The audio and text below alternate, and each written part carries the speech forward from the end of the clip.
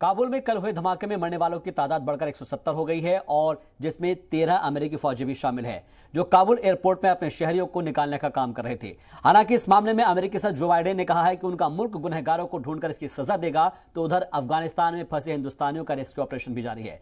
वजारत खारजा ने कहा है कि वो अमेरिका समेत कई ममालिक के राब्ते में है और काबुल धमाकों की मजम्मत करते हुए हिंदुस्तान ने मारे गए लोगों के परिवारों के तई हमदर्दी का भी इजहार किया है।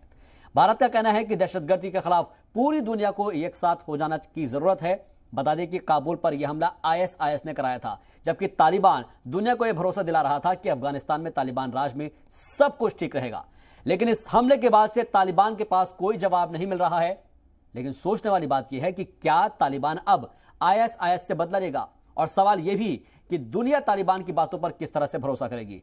आज का मुद्दा में हम इसी इश्यू पर बात करेंगे, जहां पर हमारे साथ तमाम खास मेहमान भी इसमें शामिल होंगे। लेकिन उससे पहले जानते हैं इस रिपोर्ट के जरिए क्या है वहां के हालात।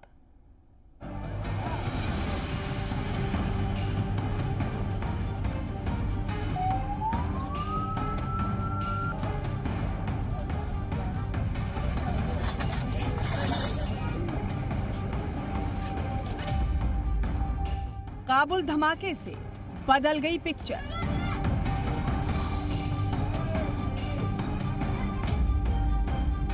आईएसआईएस और तालिबान बन गए दुश्मन।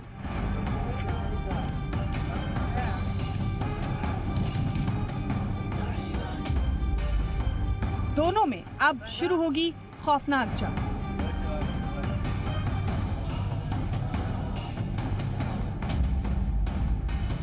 अब की बार आईएसआईएस और तालिबान में वॉर।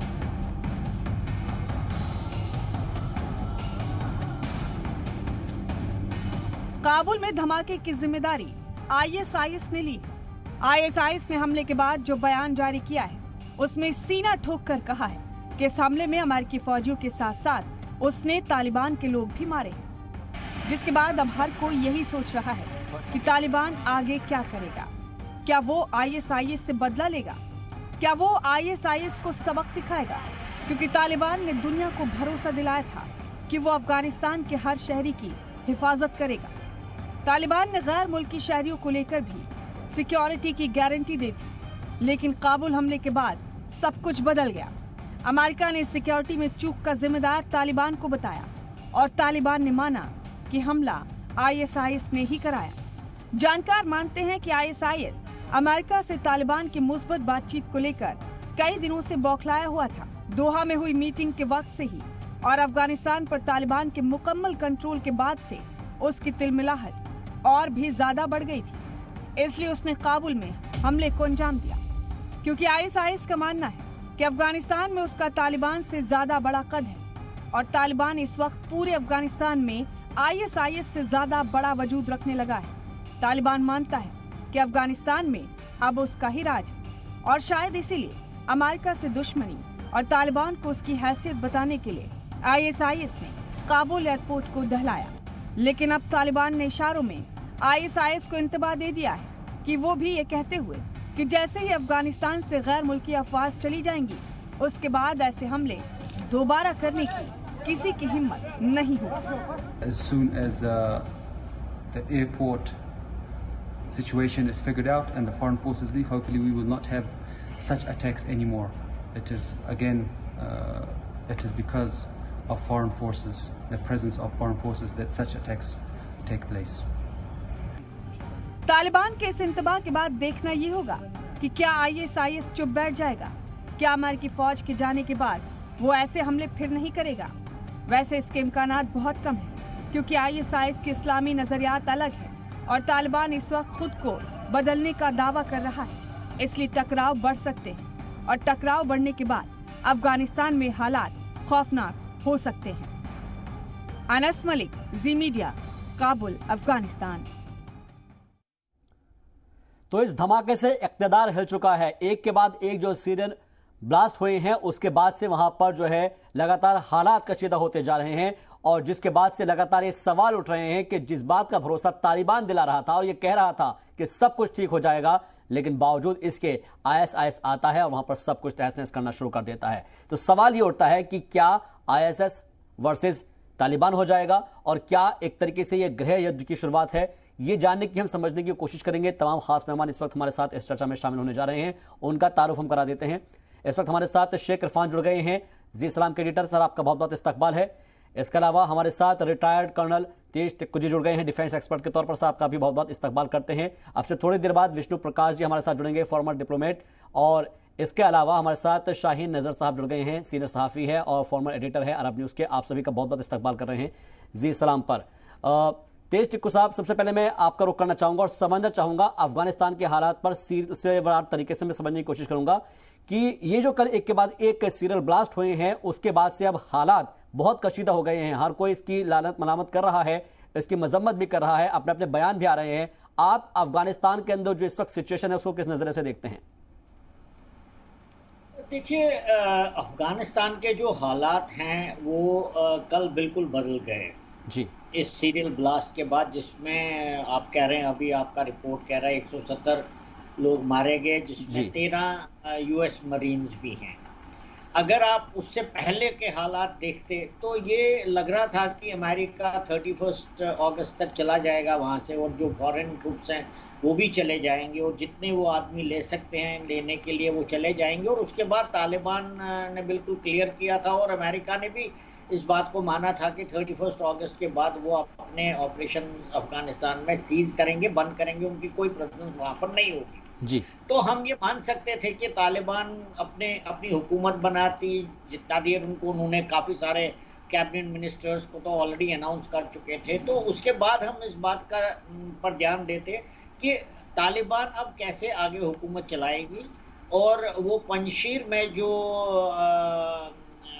अमरुल्लाह साले साहब हैं, उनके जो उनका चैलेंज है वो कैसे एक्सेप्ट। तो 1 2 3 बातें थी जिनमें अनसर्टेनिटी थी, लेकिन कम से कम इतना पता था कि तालिबान अब हुकूमत करने जा रहे हैं, और पूरी दुनिया की नज़र उन पर रखती कि वो कैसे अफगानिस्तान को आगे चला देते। मेरे ख्याल से वेट एंड वॉच पॉलिसी हर देश इख्तियार कर रहा था, लेकिन मुझे लगता है कुछ हद तक एक ये तसल्ली भी था कि चलो अब तालिबान के हाथ में अफगानिस्तान आ गया तो उनको हुकूमत चलाने देते हैं, मौका देते हैं, जो भी वो आगे करते हैं वो आगे हम देखते हैं। लेकिन ये जो बहुत बड़ा हादसा हुआ है कल इंटरनेशनल एयरपोर्ट के ऊपर, हमीद करज़ाई इंटरनेशनल एयरपोर्ट के ऊपर, इससे पूरा वहां पर पस मंजर जो है वो बदली हो गया है जी। अब इसमें ये है कि इस्लामिक स्टेट ने कबूल किया है कि ये धमाका उन्होंने किया है, उन्होंने बल्कि उस नाइट बॉम्बर का वीडियो भी डाला हुआ है, और तालिबान ने भी इस बात को एक्सेप्ट किया है कि ये आईएस ने ये कार्रवाई कराई है।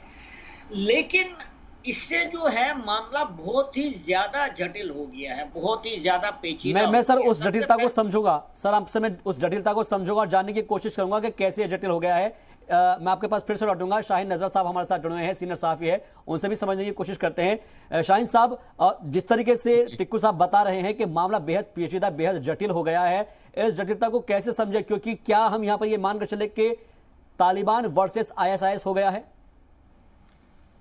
देखिए, तालिबान वर्सेस आईएसआईएस कितना हुआ है, मुझे तो हैरत नहीं होगी जी कि तालिबान का ही कोई एक फैक्शन अगर ये ऐसी कोई हरकत कर दे जी।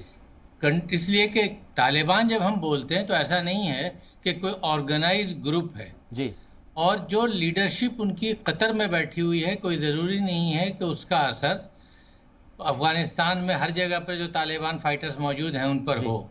तो उनके भी अभी जो कैस की सिचुएशन है, एक अफरा तफरी का माहौल है, और पूरी दुनिया की तरफ से जो दबाव है उनके ऊपर, उनके खिलाफ जो प्रोपेगेंडा हो रहा है इस वक्त, तो उसके बाद तो कुछ भी हो सकता है वहां पर। ये कहना कि अब सिचुएशन बदल गई है, मुझे नहीं लगता है।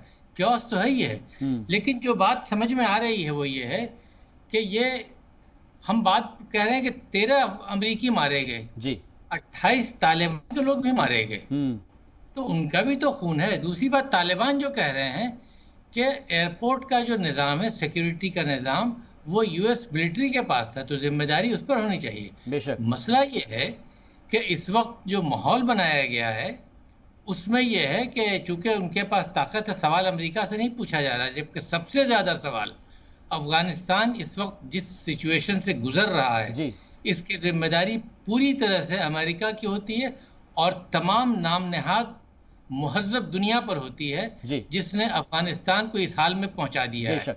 तो अभी ये हुआ है और कल को कुछ और भी हो सकता है, इसलिए कि वो एक अजीब तरह की सिचुएशन हो गई, वहां कोई निजाम नहीं है। बिल्कुल कोई निजाम नहीं है। शाहीन साहब मैं आपके पास आऊंगा, लोग ही कर सकते हैं ये हरकत। ओके सर, मैं शाहीन साहब आपके पास आऊंगा, एक छोटा कमेंट लेते हैं, फिर इसको डिबेट को ओपन कर देंगे हम। शेख इरफान साहब, मैं भी आपसे समझने की कोशिश करूंगा, जैसे कि शाहीन साहब कह रहे हैं कि वहां पर कोई निजाम नहीं है और जितनी गलती यहां पर अफगानिस्तान के अंदर तालिबान की नजर आ रही है उससे कहीं ज्यादा अमेरिका की वो गलती बता रहे हैं, क्योंकि निजाम जो था एयरपोर्ट का वो अमेरिका के हाथों में था, इनपुट्स भी दिए थे, लेकिन उसके बावजूद भी कोई कार्रवाई नहीं की गई।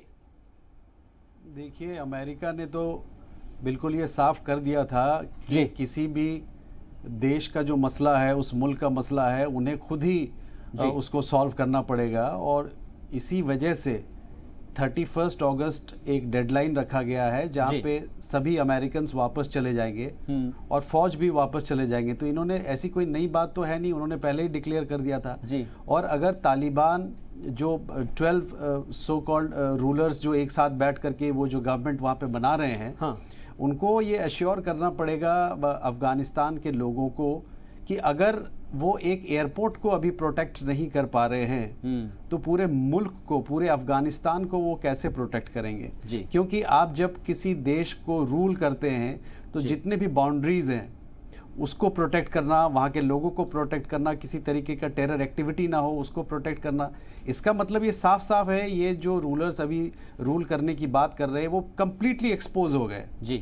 और इसमें अब कौन ये कर रहा है? रही बात अमेरिका की कमी की, वो आज की तारीख में ये डिक्लेयर कर रहा है कि वर्ल्ड सुपर पावर है।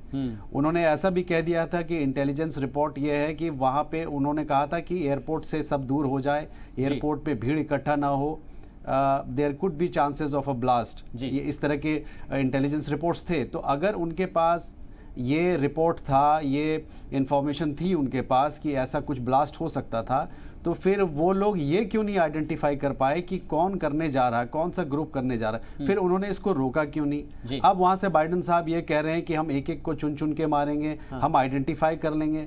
तो ये एक अमेरिका ने भी एक तरीके का भरोसा जो है खोया है, मतलब वर्ल्ड पावर होने के साथ साथ ये जो फेथ था अमेरिका पे, जो ट्रस्ट था लोगों का, वो भी कहीं ना कहीं शेक हुआ है। ठीक है सर, मैं आपके पास लौटूंगा। तेज टिक्कू जी, आपसे ये चीज समझने की कोशिश करेंगे कि जो इस वक्त हालात है उसके मद्देनजर अमेरिका के रुख को आप किस नजर से देखते हैं, क्योंकि अमेरिका तो आता है, अपने लोगों को निकाल कर ले जाने की कोशिश जरूर करता है, और जिस तरीके से यहाँ पर शाहीन साहब कह रहे हैं कि सबसे ज्यादा जिम्मेदारी यहाँ पर अमेरिका की भी बनती है। देखिए, मुझे नहीं लगता हमें ये डिस्कस करना चाहिए कि इस धमाके की जिम्मेदारी किसकी है और कुछ से क्या, इससे हमें कुछ मिलेगा नहीं। क्योंकि मानो अमेरिका की ही जिम्मेदारी है, मानो उन्होंने सब गलतियां करी हैं, लेकिन वो तो 31 अगस्त को जा रहे हैं। हमें तो ये देखना है 31 अगस्त के बाद होगा क्या। वहां तो कोई अमेरिकन नहीं होगा, कोई नेटो ट्रूप्स नहीं होंगे, और जिस प्रकार से हालात बन रहे हैं, क्या हम ये यकीनन कह सकते हैं कि वहां पर बिल्कुल शांति होगी, अमन चैन होगा और IS और तालिबान के बीच में झगड़ा नहीं शुरू हो जाएगा? क्या ये हम बोल सकते हैं? तो पॉइंट ये है कि अब आगे क्या होगा, क्योंकि जो हालात कल के धमाके से हुए हैं उससे तो ये लगता है कि IS बहुत सक्रिय है, ताकतवर है और जहां मर्जी वहां हिट कर सकते हैं। तो मैं ये मानता हूं कि अगर इसमें तालिबान का हाथ नहीं है, जो उन्होंने बोला है कि भाई हमें कुछ लेना देना नहीं, और IS ने एक्सेप्ट किया कि हमारा है, लेकिन आगे क्या होगा? देखिए, मैं ये अगर आप इसको ओवरऑल नजरिए से देखें तो ISKP Islamic State Khorasan province, इसका हेड कौन है? ये ताकत अपनी कहां से लाते हैं? क्योंकि जो IS का मेन मरकज था सीरिया इराक का बॉर्डर, और सीरिया इराक का नॉर्थ वेस्ट और सीरिया का नॉर्थ ईस्ट, वहां से जो खत्म हो गए तो फिर इनकी जो कमांड है वो किसके हाथ में है? हमें तो ये भी इंफॉर्मेशन है कि जो इनका कमांडर है ISKP का अफगानिस्तान में, उसके हकानी नेटवर्क के साथ तार जुड़े हुए हैं। तो अगर हकानी नेटवर्क के साथ उसके तार जुड़े हुए हैं, उसको सपोर्ट मिल रहा है, असिस्टेंस मिल रही है, तो फिर हम तालिबान और इनके बीच में कैसे हम डिफरेंशिएट कर सकते हैं? लेकिन मुझे नहीं मालूम ये सच है कि झूठ है, लेकिन एक बड़े संगठन को चलाने के लिए एक ऑर्गेनाइजेशन चाहिए, उनको फाइनेंसेस चाहिए, उनको ट्रेनिंग चाहिए, उनको इंटेलिजेंस चाहिए, तो ये कहां से ला रहे हैं? क्योंकि इनकी ओवरऑल सिचुएशन तो ऐसी दुनिया में है नहीं कोई। तो मुझे लगता है कि ये एक बहुत ही जटिल मामला है। ये नहीं पता चल रहा है कि आईएसकेपी है कौन, और क्या ये तालिबान का ही एक गुट है, जो कि अभी एक साहब बता रहे थे यहाँ पर। तो मुझे लगता है आगे आगे जैसे हम आगे बढ़ते जाएंगे तो इसमें कुछ शायद सफाई आ जाएगी, लेकिन जो भी हालात 31 अगस्त के बाद होंगे, मुझे नहीं लगता वो अमन चैन से रहेंगे। बिल्कुल, ये आपने बहुत वाज़ेह बात कही है टेको साहब कि हमें इस चीज़ के ऊपर भी सोचना चाहिए कि व्हाट नेक्स्ट, मुस्तकबिल क्या होने वाला है अफगानिस्तान का। और ये समझने के लिए हम शाहीन साहब से समझेंगे। शाहीन साहब, क्योंकि मुस्तकबिल की बात जरूर कही जा रही है कि 31 तारीख तक तो हो सकता है कि अमेरिका वहां से निकल जाए और अपना वो ठीकरा किसी और के ऊपर भी फोड़ता नजर आ रहा है, लेकिन सवाल यह है कि उन तमाम अफगानिस्तान के लोगों का, उन शहरियों का क्या होगा। और तालिबान जो कि अपना आप रूरल बनने की कोशिश कर रहा है, हालात तो देख लिया कि किस तरह से वो रूल नहीं कर पा रहा है। देखिए, हालात तो बहुत ही गैर यकीनी हैं। क्या होगा इस बारे में तो कुछ भी नहीं कहा जा सकता है जी। 20 साल तक अमेरिका ने नाम नेहाद तौर पर वहां पर एक जमहूरी निज़ाम कायम किया, करवाया जी। उसके बाद क्या हुआ? अफगानिस्तान के सदर की हैसियत काबुल के मेयर से ज्यादा नहीं रही 20 सालों में जी। तो जब अमेरिका नहीं कर सका अपनी तमाम तर ताकतों के बावजूद और तमाम तर गुडविल्स के बावजूद पूरी दुनिया के, तो 20 सालों में, तो जब तालिबान से ये सवाल करना कि तुम क्या कर लोगे और तुम और उसके लिए तालिबान को मतलब यह कि जिम्मेदार ठहराना, मुझे नहीं लगता ये ज्यादती हो रही है। इस वक्त जरूरत इस बात की है कि जो भी लोग वहां पर आए हैं, कोशिश करें हम लोग उनकी वहां पर एक कंसेंसस गवर्नमेंट बन सके, जो कोशिश कर रहे हैं, और उनको सपोर्ट दिया जाए। इसकी बात ये हो नहीं रहा है, बल्कि उनके खिलाफ एक जबरदस्त प्रोपेगेंडा किया जा रहा है और टेररिज्म की बात की जा रही है। टेरर एक्टिविटीज तो डेवलप्ड कंट्रीज में, सिविलाइज्ड वर्ल्ड में भी हो रहा है टेररिस्ट एक्टिविटीज। अफगानिस्तान में जो हो जाए कम है। इस वक्त जो सिचुएशन है, मैं आपसे ये कह रहा हूँ कि इसके लिए आईसिस को या किसी हक्कानी नेटवर्क को आने की जरूरत नहीं है। मैं तो ये कह रहा हूँ कि उनके बीच से भी हो सकता है कुछ। फैक्शनल फाइट कहाँ नहीं होता है हमारे यहाँ। हम अपने मुल्क में जो एक जमहूरी निजाम, सॉल्यूशन क्या है शाहीन नजर साहब? अगर इंटरनल अगर हो रहा है, सॉल्यूशन क्या है इसका? मेरी बात सुन लीजिए। कांग्रेस पार्टी हो कि बीजेपी हो, क्या इनमें फैक्शनल फाइट नहीं होता है? वहां तो होगा। वहां तो और जिस तरह के लोग हैं, कोई ऑर्गेनाइज तो है नहीं, तो कौन क्या कर देगा, इसकी क्या जिम्मेदारी है? उसके लिए, उसको बचाने के लिए बेहतर ये है कि उनके साथ उनको वहां पर एक हुकूमत कायम करवाने की कोशिश की जाए। इसकी वजह प्रोपेगेंडा किया जा रहा है और पहले से ये तय कर लिया जा रहा है। सर, ये प्रोपेगेंडा कौन कर रहा है, ये समझने की जरूरत है ना। आज वेस्टर्न मीडिया कर रहा है। और कौन कर रहा है? सीधी सी बात है जी। सारे कम्युनिकेशन उनके कंट्रोल में है जी। वेस्टर्न मीडिया कर रहा है।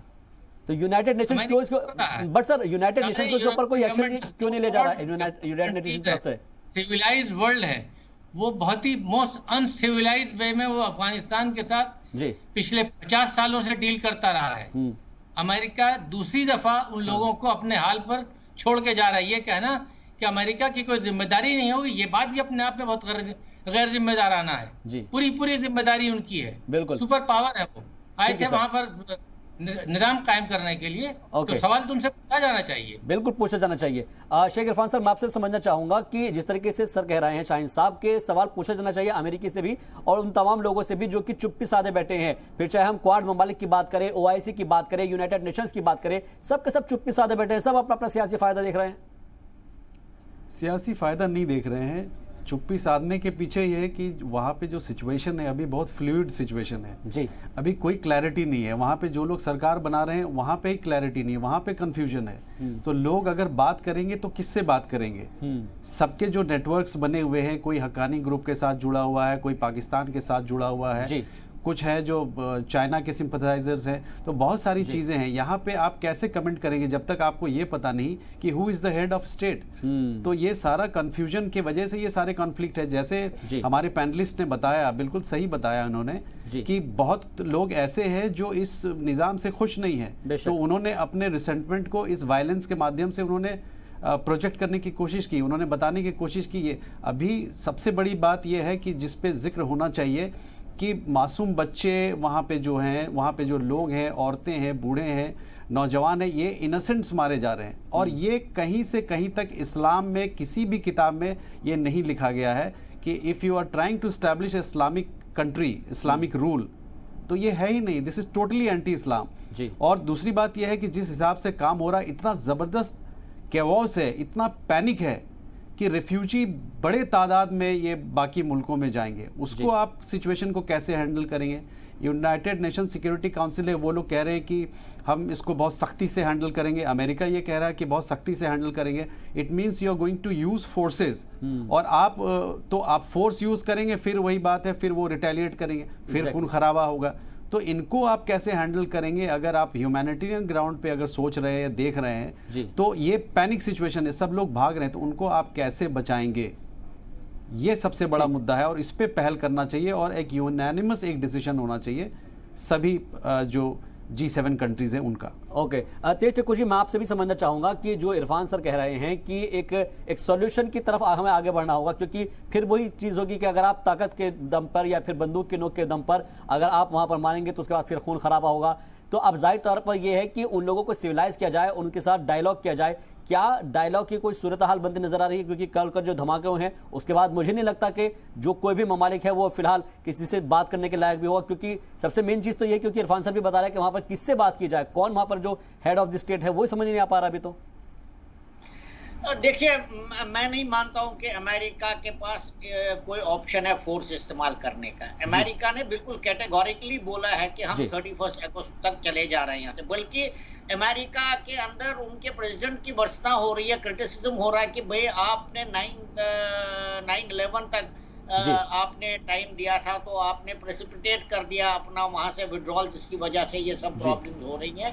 और अगर उन्होंने ये फैसला किया है कि ताकत का इस्तेमाल नहीं करेंगे, इनके वो नहीं करना चाहते थे, वहां पर सिर्फ 2500 अमेरिकन और नेटो ट्रूप्स थे। ये तो बाद में उनको भेजना पड़ा जब वहां से तालिबान ने काबुल के ऊपर बहुत जल्दी से कब्जा जमा लिया, तो उन्होंने अपने आदमियों को ले जाना था। तो मैं नहीं मानता हूं कि अमेरिका जो है इस प्रकार से फोर्स इस्तेमाल करेगा जैसे उन्होंने वियतनाम में या अफगानिस्तान में भी किया था 20 साल तक। तो वो तो बिल्कुल वो तो बात बनती नहीं है। हाँ, अगर उनको हंट डाउन करना जो उन्होंने बोला है, कुछ तो रेटोरिक भी है, क्योंकि अगर आपने यही करना था तो आप निकले ही क्यों? तो ये तो नहीं हो सकता है, पहली बात। दूसरी बात ये है कि एक यहाँ पर हमारे पैनलिस्ट साहब ने बोला कांग्रेस में भी और बीजेपी में भी फैक्शनलिज्म होता है। मुझे लगता है ये कंपैरिजन इतना ऑड है कि आपस में वो हथियार थोड़ी चलाते हैं, गोलियां थोड़ी चलाते हैं एक दूसरे के ऊपर। प्रॉब्लम अफगानिस्तान में इसलिए आ रही है क्योंकि अफगानिस्तान में लोग हथियार का इस्तेमाल करते हैं, एक दूसरे को मारते हैं, बातचीत में उनका कोई भरोसा है नहीं। और आप कहते हैं कि प्रोपेगेंडा हो रहा है वेस्टर्न मीडिया से, प्रोपेगेंडा हो रहा है क्योंकि आप उनको मौका दे रहे हो।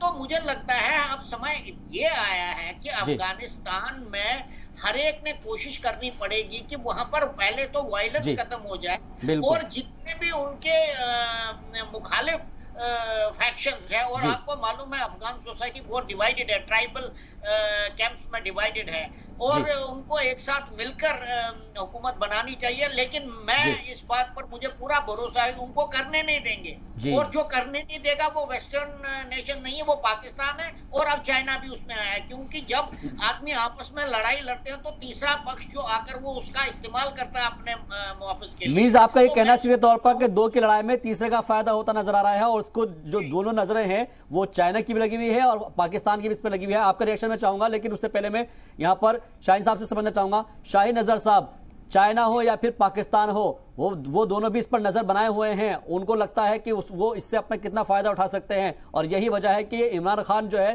तालिबान की भी जो एक तरीके से तारीफ कर चुके हैं। ऐसा कैसा पाकिस्तान है कि वहां पर तालिबान की भी तारीफ की जा रही है जहां पर इस वक्त ऐसे हालात बने हुए हैं?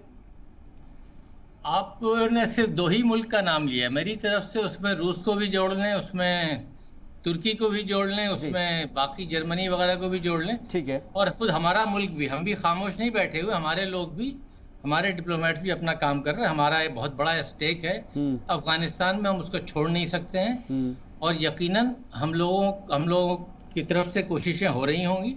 तो सारे लोग, हर मुल्क अपने अपने तौर पर अपने नेशनल इंटरेस्ट के हिसाब से काम कर रहा है वहां पर। इसमें कोई बहुत अजूबा बात नहीं है। जहाँ तक अभी हमारे एक पैनलिस्ट ने ये कहा कि इस्लाम इसकी इजाज़त नहीं देता है कि बच्चों को मारा जाए जी और औरतों को मारा जाए, तो मैं उनसे जानना चाहूँगा कि क्या क्रिश्चियनिटी इसकी इजाज़त देता है, क्या जुडाइज्म इजाज़त देता है, क्या हिंदुइज्म इसकी इजाज़त देता है? ये बेहुदा बात क्यों करते हैं हम लोग कि इस्लाम इस्लाम ले आते हैं हर बात में? वहाँ मामला इस्लाम का नहीं है और गैर इस्लाम का नहीं है। बच्चों के साथ अगर जुल्म हो रहा है, अगर औरतों के साथ जुल्म हो रहा है, तो वो गलत नहीं सर, लेकिन वो इस्लाम के नाम पर कर रहे हैं ना, वो इसलिए कह रहे हैं, वो इस्लाम के नाम पर करते हैं, वो कह रहे हैं कि इस्लाम के अंदर ऐसी इजाजत है, इस्लाम का नाम बदनाम हो रहा है।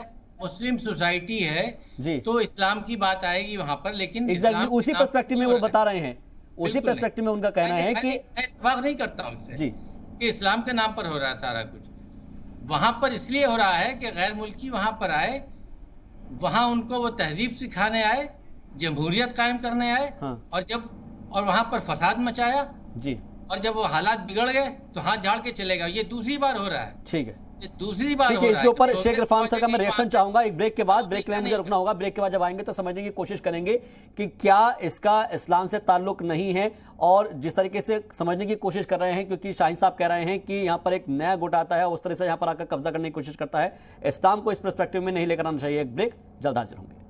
इस्तकबाल आपका ब्रेक के बाद। तो धमाके से हिला है इक़्तिदार, और उस इक़्तिदार की हम बात कर रहे हैं जो बंदूक की नोक पर आया है, जो मिसाइल की नोक पर आया है, जो रॉकेट की नोक पर आया है, बम धमाके करते हुए आए हैं, लेकिन एक बम धमाका होने के बाद उनका इक़्तिदार हिल जाता है। इस पर चर्चा करने के लिए हमारे साथ विष्णु प्रकाश जी जुड़ गए हैं, जो कि फॉर्मर डिप्लोमेट हैं। सर, आपका बहुत बहुत इस्तकबाल करते हैं। लेकिन उससे पहले शेख इरफान साहब, मैं आपसे समझना चाहूँगा कि इस्लाम के नाम पर जहाँ पर भी तबाही मचाने की कोशिश की जाती है, और आपने बहुत वाज़ेह कहा है कि उसका इस्लाम से कोई लेना देना नहीं है, कहीं किसी किताब में नहीं लिखा है, लेकिन शाहीन नज़र साहब का कहना है कि ये सिर्फ एक गुट दूसरे गुट पर कब्जा करने की कोशिश के तौर पर वो इसको देख रहे हैं।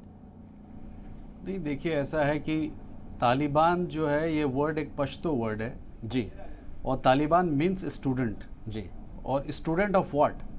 आप उनका फ्लैग देखिए, ये पूरी तरीके से उनका ड्रेस देखिए, उनका सिंबॉलिज्म देखिए, वो औरतों को पर्दा में रखने की बात कर रहे हैं। तो ये किस रिलीजन में इस चीज़ का होता है? ये क्रिश्चियनिटी में पर्दे की बात करते हैं, या हिंदुइज्म में पर्दे की बात करते हैं, ये इस्लाम में पर्दे की बात कर रहे हैं। तो ये डिनाई करना कि ये इस्लाम का पिक्चर दिखा करके इस चीज़ को, वायलेंस को साथ में इस्तेमाल कर रहे हैं, इसको डिनाई करना मेरे ख्याल से सही नहीं होगा। लेकिन डेफिनेटली उस चीज़ को यूज़ किया जा रहा है। रही बात इन्होंने जो कहा कि क्रिश्चियनिटी में भी इस चीज़ की इजाज़त नहीं है, बिल्कुल सही बात है जी। हमें ये नहीं भूलना चाहिए कि जो सबसे पहला जो बॉम्ब गिराया गया, एटॉमिक बॉम्ब गिराया, जापान पे गिराया गया, और वो गिराने वाले कोई मुसलमान नहीं थे, they were not following Islam. Definitely जिन्होंने बनाया, जिन्होंने गिराया, वो क्रिश्चियनिटी को फॉलो करते थे। तो मेरा ये मानना है कि उस किताब में भी ये बात नहीं लिखी हुई है। मैं एग्री करता हूँ इस चीज़ से, लेकिन यहाँ पे जो तालिबान की बात कही जा रही है, जब वो इस्लाम को लेके चल, आज पाकिस्तान में जो हरकतें हो रही है, जो वहाँ पे टेरर कैंप्स बनाया जा रहा है, जो मिलिटेंट्स क्रिएट किया जा रहा है, जो ट्रेनिंग दी जा रही है जी। पाकिस्तान का मतलब पाकिस्तान, जहाँ पे मतलब इस्लाम को फॉलो किया जा रहा है। आप ये देखिए कि पूरा दुनिया आज की तारीख में किसी भी ऐसे व्यक्ति को देखता है जो सुन्नत रसूल पे चल रहे हैं, जिनके पास दाढ़ी है, टोपी पहने हुए हैं, वो रिप्रेजेंट कर रहे हैं इस्लाम को, लेकिन वो इतने टेरिफाइड हैं। कोई जोर से किसी खुशी में किसी अच्छी चीज़ को देख करके जब कहते हैं अल्लाह अकबर, तो लोग भाग जाते हैं, वो चीखते हुए भागते हैं, कहते हैं कि कहीं ना कहीं बॉम्ब रखा हुआ है। अमेरिका में ऐसी घटनाएं हुई हैं। तो मेरा कहने का मतलब है, वो लोग जिसके वजह से पूरी ह्यूमैनिटी दहशत में आ रही है, तो इससे कौन बदनाम हो रहा है? इस्लाम बदनाम हो रहा है। और इस चीज़ को मतलब इन्होंने जो बात कही कि बहुत सारे वॉर हुए हैं, बहुत सारे रिलीजन को फॉलो करने वाले, जिसमें क्रिश्चियंस भी हैं, जो ज्यूज़ हैं वो भी हैं। हिटलर क्या था, वो इस्लाम को नहीं फॉलो करते थे, हिटलर ने क्या किया? लेकिन कभी भी किसी भी वेस्टर्न मीडिया ने ये नहीं किया, उसने कहा कि इस्लामिक मिलिटेंट, किसी दूसरे, क्या क्रिश्चियन मिलिटेंट कहा किसी ने इस्तेमाल किया, यूज़ किया? नहीं। तो ये जो डिस्पैरिटी है, ये जो एक हम मायोपिक आई से देख रहे हैं चीज़ों को, ये गलत है बिल्कुल। और जिस तरीके से नाम भी सामने आ रहा है इस्लामिक स्टेट, उसका भी हम जिक्र करेंगे। हमारे साथ विष्णु प्रकाश जी जुड़ गए हैं, फॉर्मर डिप्लोमेट है। सर, आपका एक बार फिर से इस्तकबाल करते हैं। विष्णु प्रकाश जी, मैं आपसे समझने की कोशिश कर रहा हूं कि हम बात कर रहे हैं कि कल जो धमाके हुए हैं काबुल के अंदर, और एक के बाद एक धमाकों के बाद वहां पर कई सारे लोगों की मौत हो गई है। सवाल ये उठता है कि आज की तारीख में अफगानिस्तान के हालात और उसके नजरियों के पीछे आप किसको जिम्मेदार ठहराते हैं? क्योंकि जाहिर तौर पर वहां पर कुल मिलाकर जो आवाम है वो मर रही है, अमेरिका तो अपना काम करके निकल गया है। नमस्कार। ऐसा लगता है कि जैसे अफगान की अवाम के साथ, लोगों के साथ एक मजाक हो रहा है, एक खेल खेला जा रहा है। हर एक इसमें शामिल है। वो किसको दोष दें किसको ना दें ये समझ नहीं आता।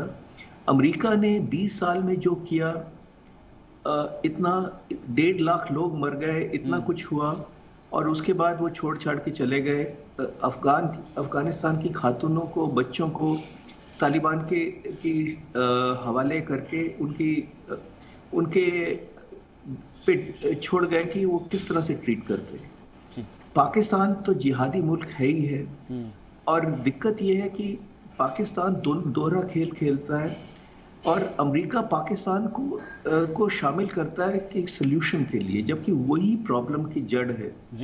चीन मौका परस्ती में, चीन से कोई बड़ा मौका परस्त हो नहीं सकता, कोई दीन ईमान नहीं है। और अफगानी लीडरशिप को देखिए कि घानी साहब एक दिन कहते हैं 14 अगस्त को कि आप डटे रहिए, हम लोग रीग्रुप कर रहे हैं, और 15 अगस्त को वो भाग लेते हैं देश छोड़ के, और रशियन से जैसे कहा कि अपने साथ सूटकेसेस ले जाते हैं। तो अब बताएं कि किसको दोष दें। पर एक चीज जरूर है कि दुनिया ने सिर्फ दिखावा करने के बजाय और ये सहानुभूति देने के अलावा कुछ नहीं किया है, और इसलिए नहीं किया है कि अफगानिस्तान एक डेवलप्ड कंट्री नहीं है, और क्योंकि अफगान है, क्योंकि डेवलपिंग कंट्री है, तो ये खिलवाड़ हो रहा है।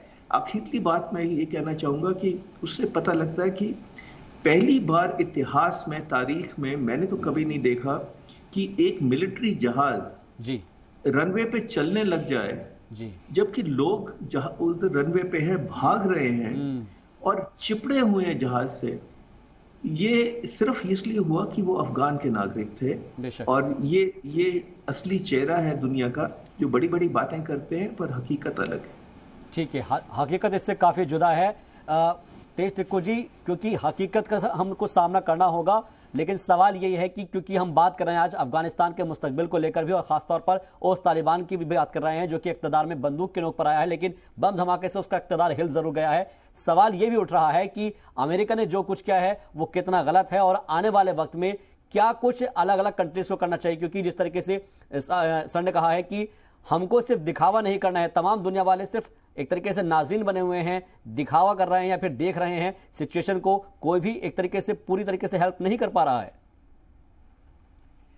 देखिए, ये मामला जो है बहुत ही पेचीदा है, इतना आसान नहीं है। हमें खुद भी इस बात को मानना चाहिए कि इस्लाम के नाम पर अफगानी खुद बोल रहे हैं कि हम इस्लाम के नाम पर लड़े, तो आप कैसे कह सकते हैं कि लड़ाई इस्लाम के नाम पर नहीं हो रही? और यही एक सबसे बड़ी वजह है कि दुनिया उनको एक्सप्लॉइट कर रहा है। अगर अमेरिका ने और किसी और देश ने अफगानियों को एक्सप्लॉइट किया, वो इस वजह से किया है क्योंकि वो अपने आप को इस्लामिक जिहादी बोलते हैं जी। उनके नारे देख लीजिए, उनके स्लोगनरिंग देख लीजिए, उनके नाम देख लीजिए, तो आप इनको दोनों को डिस्कनेक्ट नहीं कर सकते। देखिए, मैं आपको बताता हूँ, जब सोवियत यूनियन अफगानिस्तान में आई तो अमेरिका ने इनका इस्तेमाल किया, और इनके थ्रू उन्होंने पाकिस्तान के अंदर कितने सारे मुजाहिदीन ग्रुप्स बनाए जी, क्योंकि उनको पता था लोग मुजाहिदीन के नाम से और इस्लाम के नाम से मर मिटने को तैयार है। अमेरिका ने उनका इस्तेमाल किया, और उनको इस्तेमाल किया सोवियत यूनियन के बरखिलाफ, और वो वहां से चले गए जी। तो उसके बाद क्या हुआ अफगानिस्तान में सबको पता है। तालिबान आए और उनको अलकायदा को शेल्टर दिया, फिर अमेरिका आया उसको निकालने के लिए, वही बैठ गए। तो मतलब ये है कि रिलीजन को एक्सप्लॉइट किया गया। और जब मैंने पहले भी ये कमेंट किया, जब आपस में आप लड़ते हो तो तीसरा आदमी जो आपका मसला सुलझाने के लिए आता है वो अपना फायदा देखता है, और यही हो रहा है अफगानिस्तान में। सब लोग उनका फायदा उठाते हैं। और मैं आज को एक और चीज भी बताता हूँ, सबसे ज्यादा दुरुपयोग उन्होंने पाकिस्तान ने किया है उनका।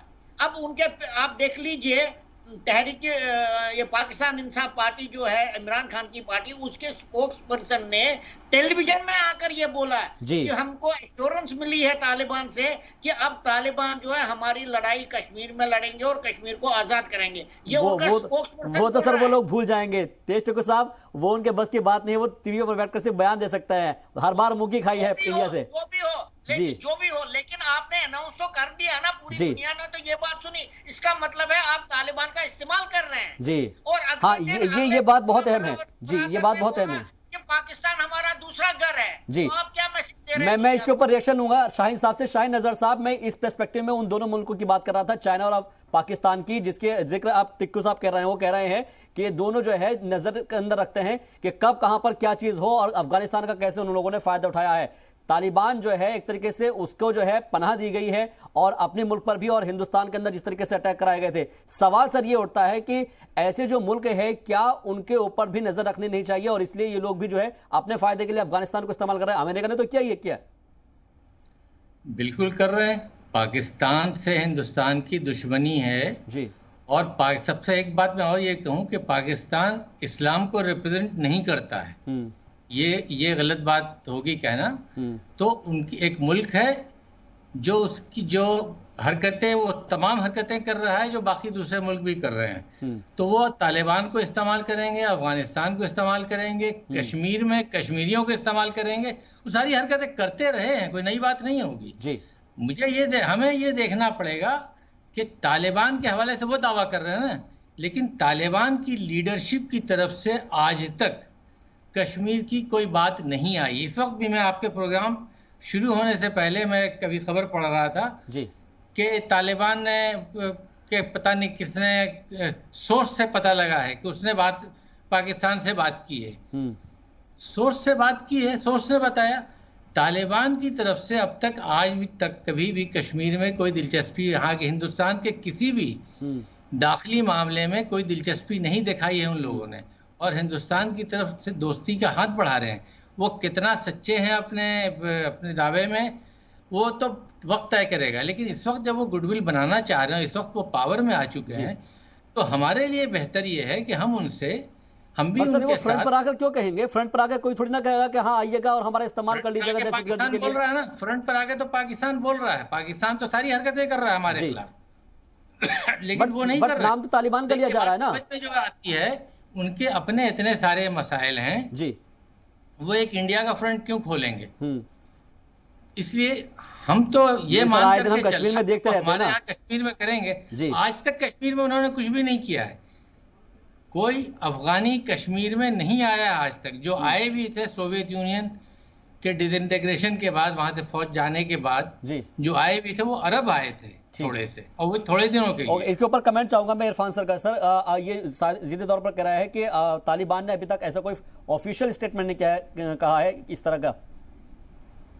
देखिए, आज की तारीख में जिस वक्त अफगान फोर्सेस के खिलाफ तालिबानी लड़ रहे थे और अफगान आर्मी के साथ वो लड़ रहे थे, जिस वक्त वो घायल हो रहे थे, उनके लोगों को लेकर के उनका इलाज पाकिस्तान में हो रहा था, पाकिस्तान के हॉस्पिटल्स में इलाज हो रहे थे, और वो पैसेज खुला हुआ था, वो रूट खुला हुआ था, वहीं जा रहे थे, वहीं से वापस भी आ रहे थे।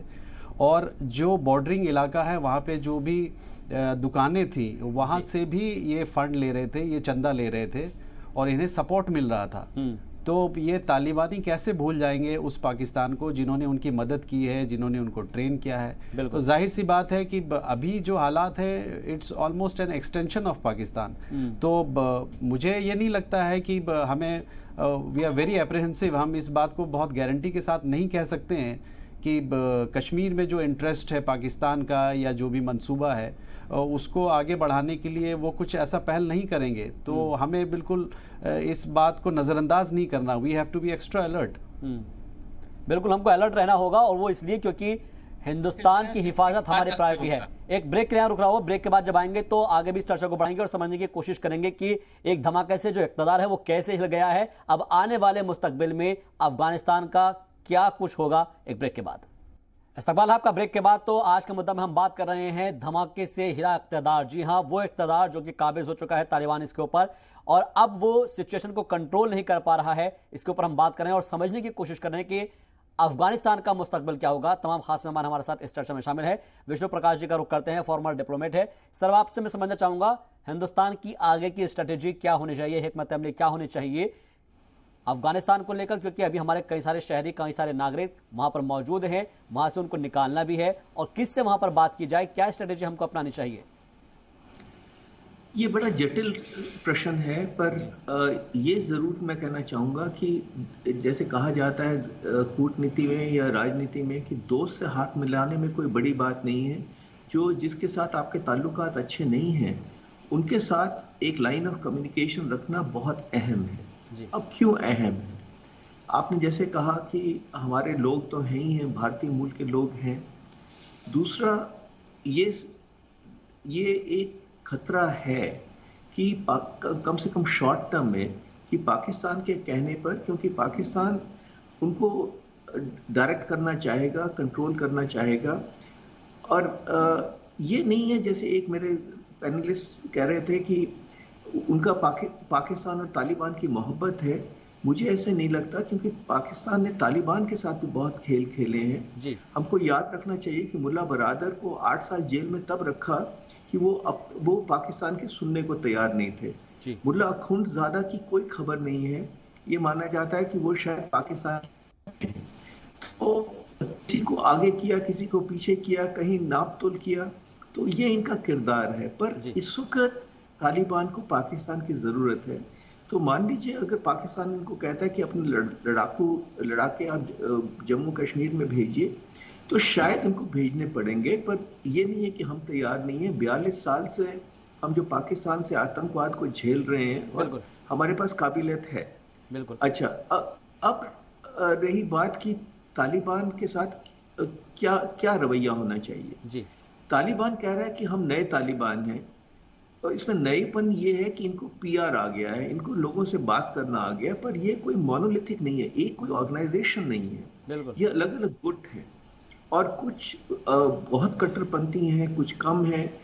और एक और जो बहुत बड़ी दिक्कत आ रही है, उसमें जिसको समय लगेगा, कि इनके पास मुल्ला उमार जैसा लीडर नहीं है अब, जो कि इनको कहे कि ऐसे करना है। तो अब ये कैसे एक सुधार लाएंगे, कैसे कट्टरपंथी जो शारिया भी ला रहे हैं, तो शारिया का क्या रूप होगा? क्या शारिया का ऐसा रूप होगा, भयानक रूप होगा कि शारिया का जैसे कुरान में कहा गया है वैसा होगा? अब ये समय बताएगा। और जब इनके पास ऐसे लोग हैं जो कि UN में लिस्टेड हैं एज टेररिस्ट, उनको भी लाया गया है, तो थोड़ा शुबा होता है। पर हमको जल्दी नहीं करनी है, मैं खत्म कर रहा हूँ, हमको जल्दी नहीं करनी है। मामला पेचीदा है, हमको अपना कान खुले रखने हैं, इनका व्यवहार देखना है। बिल्कुल, यानी कि आप कह रहे हैं कि वेट एंड वॉच की जो पॉलिसी पर सरकार चल रही है, हमको भी वही अपना रास्ता अख्तियार करना होगा, हमें वेट एंड वॉच की पॉलिसी अपनानी होगी। सर, मैं आपके पास फिर से लौटूंगा, हमारे साथ तमाम खास मेहमान जुड़े हुए हैं, जल्दी जल्दी से छोटा सा कमेंट लेंगे क्योंकि वक्त खत्म होने का है। तेज टिक्कू साहब, आपसे मैं आखिरी कमेंट चाहूंगा कि आप अब मुस्तकबिल कैसे देखते हैं, फ्यूचर कैसे देखते हैं अफगानिस्तान का? देखिए, मैं अफगानिस्तान का मुस्तकबिल मुझे लगता है बहुत अच्छा है, लेकिन वो तभी अच्छा हो सकता है अगर तालिबान जो हैं, काफ़ी सारे जो अलग अलग गुट हैं वहाँ पर उनके साथ बातचीत करके कंबाइंड गवर्नमेंट बना ले जिसमें हर एक की रिप्रेजेंटेशन हो।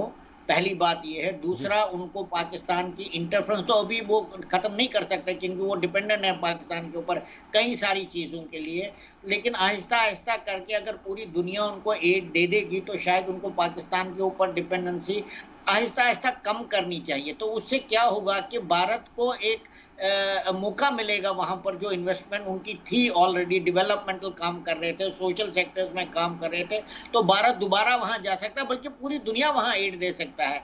लेकिन ये तो काफ़ी सारा दारोमदार है कि तालिबान और पाकिस्तान के बीच में क्या रिश्ता होगा, क्योंकि मुझे लगता है पाकिस्तान को एक स्ट्रेटेजिक डेप्थ चाहिए थी, वो उनको मिली है और वो ज़रूर उनका इस्तेमाल करेंगे गलत काम के लिए। ओके, शाहीन नज़र साहब, आपसे भी फाइनल कंक्लूडिंग रिमार्क इसमें मैं चाहूँगा कि आप अब अफगानिस्तान के मुस्तकबिल को कैसे देखते हैं और इंडिया को क्या पॉलिसी अब अपनानी चाहिए?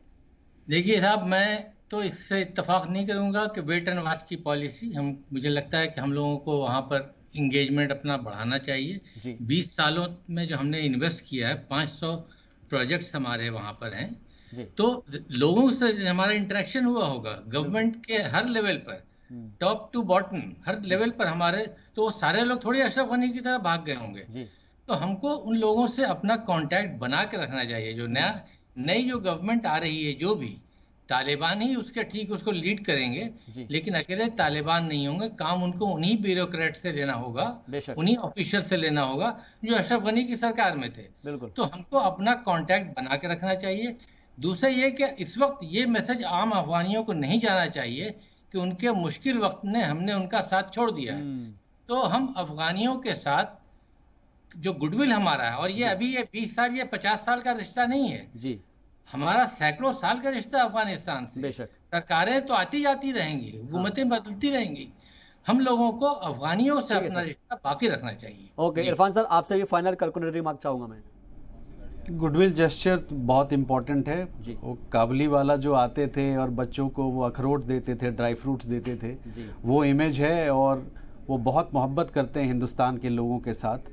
तो ये जो बिल्डअप हुआ इतने सालों में, उस रिलेशन को संजो के रखना, ये बहुत बड़ी जिम्मेदारी है हमारे मुल्क की। और मुझे ऐसा लगता है कि वो without dialogue, without talks establish नहीं हो सकता है। और तालिबानियों के लिए सबसे इम्पॉर्टेंट है इस क्राइसिस के घड़ी में कि कम से कम वो ऐसा माहौल बना दे और अश्योर कर दे अपने लोगों को कि जो 5 जनरेशन, 6 जनरेशन, 8 जनरेशन से वहाँ पे रह रहे हैं, सब कुछ छोड़ के एक मुल्क से वो भाग रहे हैं।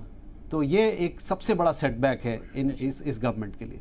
ठीक है, बहुत बहुत शुक्रिया इरफान सर हमसे जुड़ने के लिए। रिटायर्ड कर्नल तेज सिक्कू आपका भी बहुत बहुत शुक्रिया। इसके अलावा शाहीन नजर साहब आपका भी बहुत बहुत शुक्रिया।